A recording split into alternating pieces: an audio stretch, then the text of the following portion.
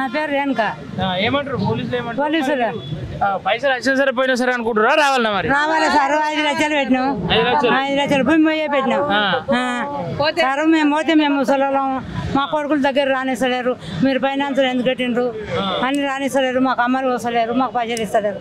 మనం మేము ఎట్లా చేయాలి సారు అని అడిగితే అది ఇస్తే ఇస్తా అనుకుంటే ఇది అని వచ్చిండు. ఇప్పుడు ఏం చేసుకుంటా చేసుకోపోరు. నేను ఇయ్యను ఏం చేసుకోవటం చేసుకోపోరు. పెద్ద మనిషి స్కూల్ జాగా భూమి ఉందా? ఏమన్నా ఉందంట సార్, ఉందంట. ఈమె లెక్క ఎల్లమ్మ ముగ్గురు కలిసి నాగపూర్కి బిచ్చిరెడ్డి దానికి పోయాడు సార్. పోతే బిచ్చిరెడ్డి ఏమంటాడంటే సాయిబాబా దానికి పోతే ఏమన్నాడంట చెప్పు. ఏమి ఎక్కుతారా పీకరే లంజాలే మిమ్మల్ని ఎవరు రామన్నాడే. ఏమి ఎక్కుతారు పీకపోరి. నా ఇంటికి ఎందుకు వచ్చేదే? నాతోనే ఉన్నాయి నడు నన్ను దెబ్బుర్రే ఎవరు వచ్చిన వాళ్ళు. నా పేరు జ్యోతి. 2 లక్షలు పెట్టినా. నా బాబు చదువు కోసం అని పెట్టుకున్నా సార్. ఇప్పుడు చదువుకు వచ్చినాయంటే చదువు కోసం డబ్బులు పెట్టినా సార్. ఇట్లా మా బాబుకు ఎంసెట్ సీట్ వచ్చింది, ఇట్లా 50,000 ఇవ్వండి సార్ అంటే మేకు రా అని 2000 ఎంతనో ఇంకా దేశకు లేదు సార్. ఇక ఇట్లా తినకుండా తిరిగినందుకు దేశకు లేదు చెప్పిండు. అప్పటి సంది ఇంకా ముఖం లేదు సార్. ఇంకా ముఖం లేదు, ఎప్పుడు కలవలేదు సార్. ఏమంటుండు సార్? ఇంకా ఇస్తాం అని అంటారు కానీ ఇంకా ఎప్పుడు ఇస్తారు సార్? ఇప్పుడు అప్పుడు అంటారు. మమ్మల్ని బిచ్చగాళ్ళలాక సార్ రోడ్డు పోటీ వస్తుంటే అసలు వీళ్ళు ఎవరు అసలు ఏంటికి తిరుగుతారు? అడకతినేకి తిరుగుతారు అనేటట్టు భిక్షగాళ్ళని చేసారు సార్. మమ్మల్ని బిచ్చగాళ్ళని చేసిర్రు. వాళ్ళేమో రాజులు అయ్యారు, మమ్మల్ని భిక్షగాళ్ళని చేసిర్రు. నీవు ఎన్నేళ్ళు అయినా చూడదు సార్. మాకు మేము ₹1 కూడా ఇడిచిపెట్టాం సార్. మేము రూపాయి ఆటన దుడ్లు కూడా ఇడిచిపెట్టాం మేము. ఎందుకంటే మేము కష్టపడి సార్. నిజంగా సార్ చనిపోయారు సార్. ఇంత 125 మంది 150 మంది చనిపోయిండ్రు.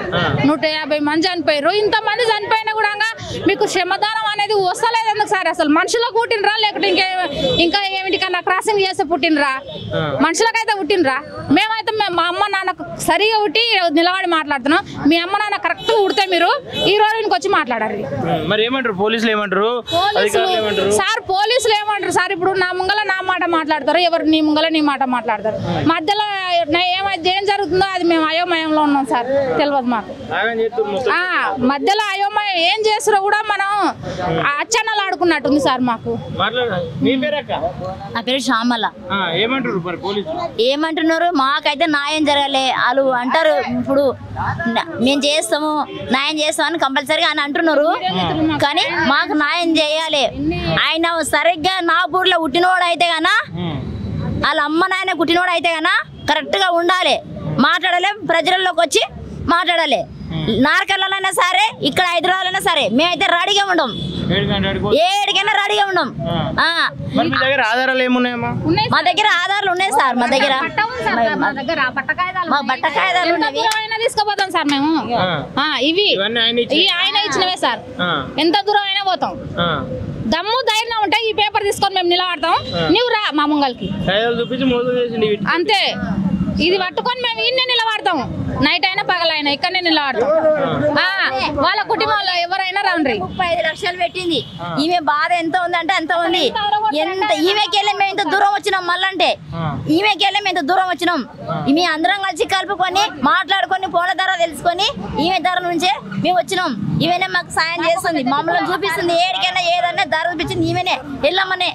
విదేశాల్లో ఉన్నత విద్యను చదువుకోవాలని అనుకుంటున్నారా? అయితే వెంటనే ఫ్లైగ్రాడ్ ఓవర్సీస్ ఎడ్యుకేషన్ కన్సల్టెన్సీని సంప్రదించండి. మీ విదేశీ కలలను సాకారం చేసుకోండి. ఫ్లైగ్రాడ్